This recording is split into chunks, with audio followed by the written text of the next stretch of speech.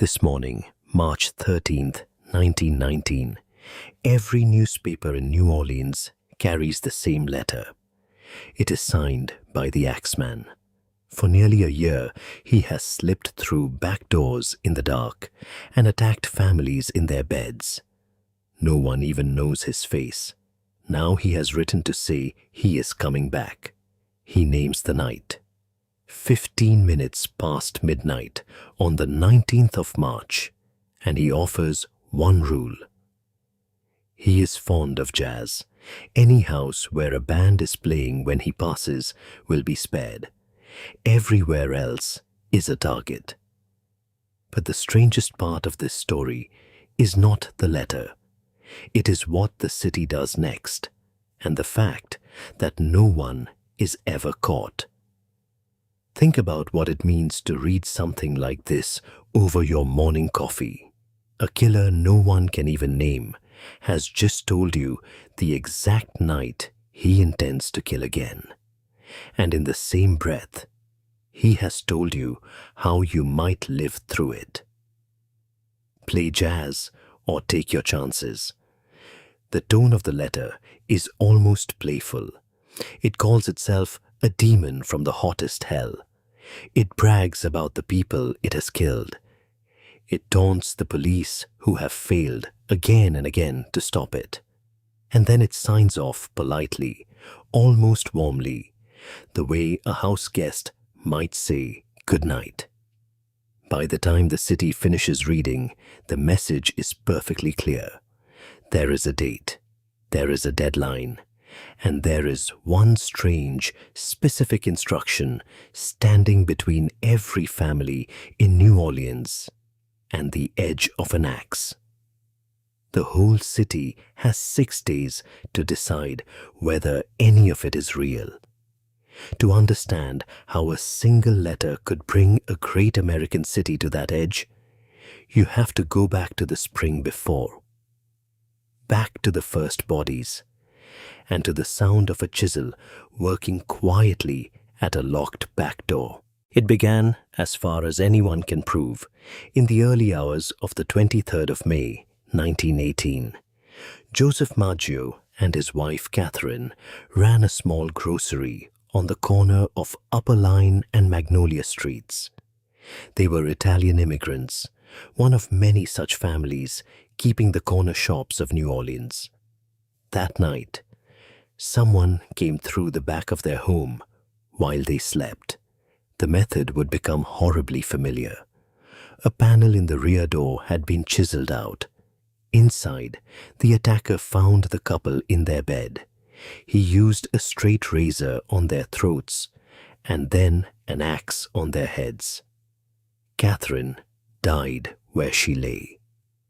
Joseph lived only a few minutes after his brothers found him, and here was the detail that would repeat again and again. The axe belonged to the Maggios. He had used their own weapon and left it behind. The police had almost nothing to work with. Robbery did not seem to be the motive. Money and valuables were left untouched. A month later, on the 27th of June, it happened again. Louis Bessumer, another grocer, and a woman named Harriet Lowe were attacked in the rooms behind his store. The same pattern, a chiseled door, an axe. Both were found alive but badly wounded, and Lowe would die of her injuries weeks later. This was wartime, and for a while the case tangled itself in paranoia, with whispers that Bessumer was a German spy. It went nowhere. Then in August, a young man named Joseph Romano was attacked inside his home. Relatives caught a glimpse of a dark figure, a tall man, escaping into the night. Romano died of his wounds days later. In the yard, police found a bloody axe. In the back door, the same chiseled panel. By now, a pattern was impossible to ignore. Someone was moving through New Orleans, choosing homes, very often Italian grocers and their families, cutting his way in through the back and using the household's own tools to kill. He left no fingerprints. He took almost nothing. He simply arrived, and then he was gone. The newspapers gave him a name, the Axeman. Panic spread through the immigrant neighborhoods first, and then through the whole city. People nailed their back doors shut and wedged chairs under the handles. Men sat up all night with shotguns across their laps, waiting for a sound. And some began to wonder if this had happened before.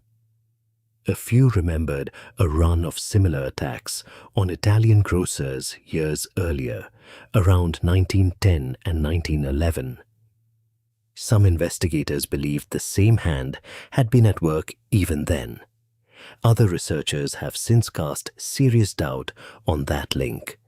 The records are thin, and the connection may be nothing more than a frightened city looking backward for a pattern. What no one doubted by the early months of 1919 was that the Axeman was real, that he was still out there, and that the police had no idea who he was. And then, in March, he reached a house with a baby sleeping inside. What happened there made even less sense. By the spring of 1910, New Orleans had lived with the Axeman for the better part of a year. And then he crossed a line that shook even a frightened city. On the night of the 10th of March, in the suburb of Gretna, just across the river, the attacker broke into the home of Charles and Rosie Cortimiglia. Both parents were struck with an axe and left with fractured skulls. But they were not the only ones in the room. Their baby daughter, Mary, was killed in her mother's arms. The axe, once again, was found on the back porch. The murder of a child pushed the whole region past fear into something closer to dread. 3 days later, on the 13th of March, the letter appeared in the papers. Now the words landed differently. This was not an abstract threat anymore. The city had just buried a baby, and here was a voice, calling itself a demon from the hottest hell, promising to return in 6 days, on the night of the 19th, unless the people of New Orleans did one very specific thing: fill their homes with jazz. We will never know for certain who actually wrote that letter. Many at the time thought it was a hoax. Some suspected it was a stunt to sell a new piece of sheet music, a jazz tune that came out that very week. The police could not prove where it came from, but proof did not matter to a terrified public. The Axeman had set a date once before, and people had died. So New Orleans made its choice, and its choice was not to hide. On the night of the 19th of March, 1919, the city did the strangest thing imaginable. It threw a party. Every dance hall was packed to the walls, and clubs and restaurants filled far past capacity. In hundreds of ordinary houses, families rolled back the rugs and played. Those who owned a piano hammered out everything they knew. Those who did not hired musicians or invited every neighbor who could carry a tune. Professional bands played private parties until the sun came up. One of the songs going around that night had reportedly been written for the occasion itself. The sound of it must have been extraordinary. An entire city, terrified of a killer, answering that terror not with silence and locked doors, but with music pouring from every open window until dawn. It was defiance. It was superstition. It was survival, paid in the only currency the letter had offered. If jazz was the price of living through the night, then New Orleans would drown the Axeman in it. And it worked. Or at least nothing went wrong. When the sun came up on the 20th of March, there was not a single Axeman murder to report. Not one. The city had gambled on a madman's rules, and this time the house had won. But a killer does not keep his promises out of kindness. And the Axeman was not finished with New Orleans yet. The quiet did not last, and the case only grew stranger. The attack on the Cortimiglia family curdled into an injustice.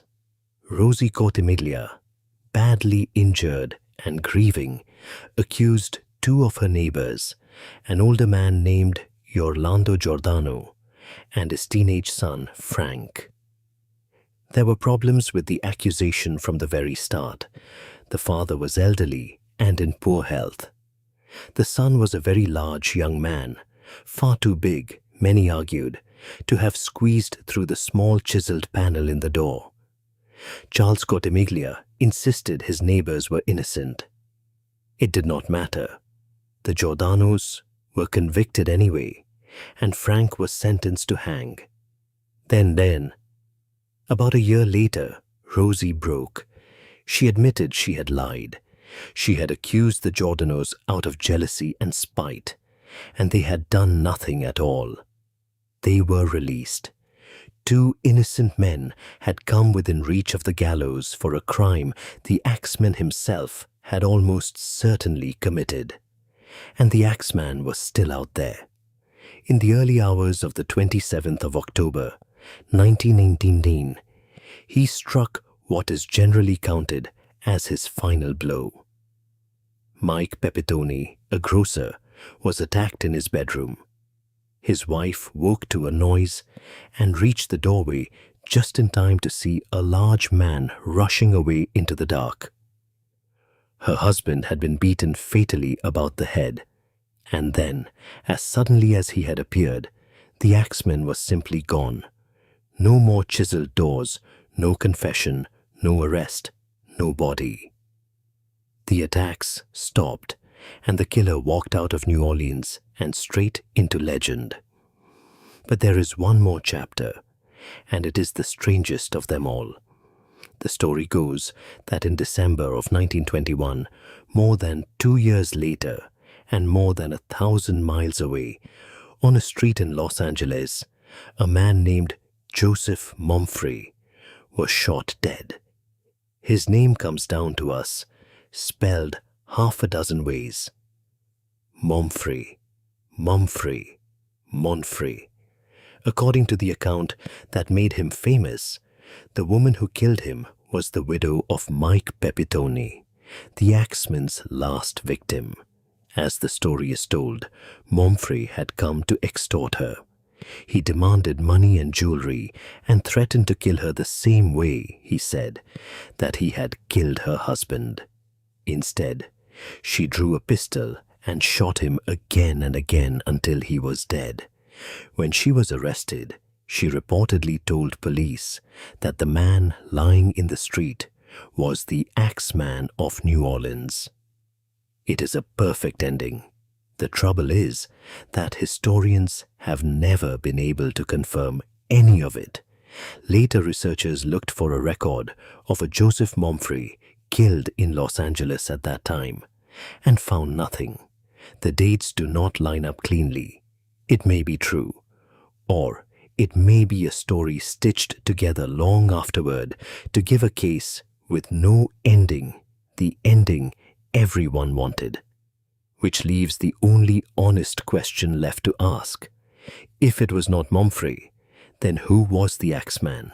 More than a century later, no one truly knows. But there are theories, and each one says something about the fears of the time. The first is the mafia. So many of the victims were Italian grocers that people suspected a vendetta or extortion by the secret societies the newspapers loved to call the Black Hand. It fits the pattern of who was targeted. But it has a problem. One of the city's own experts on organized crime pointed out that a true vendetta killing would have finished the job. The Axeman kept leaving people alive. A vendetta wants its targets dead, and this one, strangely, often did not. The second theory is uglier and simpler: prejudice. New Orleans in these years was not kind to its Italian immigrants, who were often poor, often suspected, and often blamed for the city's troubles. Some historians think the Axeman may have been driven by hatred of that community, choosing his victims not for money or revenge, but for who they were. A third possibility is that there was no single Axeman at all, that what looks like one killer was really several, a genuine murderer or two, and then a wave of copycats and old grudges, all swept together under one terrifying name by newspapers that had every reason to keep the story going. The chiseled door and the borrowed axe were never secrets. Anyone could imitate them. And a single frightening name sells far more papers than a scattering of unrelated crimes. And then there is the letter. That taunting, jazz-loving letter that gave the whole legend its shape. It may have been written by the killer, or it may have been the work of a journalist, a prankster, or someone with sheet music to sell. If the letter was a hoax, then the most famous fact about the Axeman, the night he made a whole city play jazz for its life, was set in motion by someone who may never have held an axe. That is what makes this case so hard to let go of. Almost everything about it can be doubted. The true number of victims, the earliest attacks, the revenge in Los Angeles, even the letter itself. What cannot be doubted is that people died in their beds, that a great city was afraid, and that no one was ever brought to account. The file was never closed because it was never solved. The Axeman of New Orleans killed and taunted and vanished and kept his face to himself. So here is the question I will leave you with. After everything you have heard, who do you think the Axeman really was? Tell me in the comments. On a case like this one, your theory is as good as anyone's.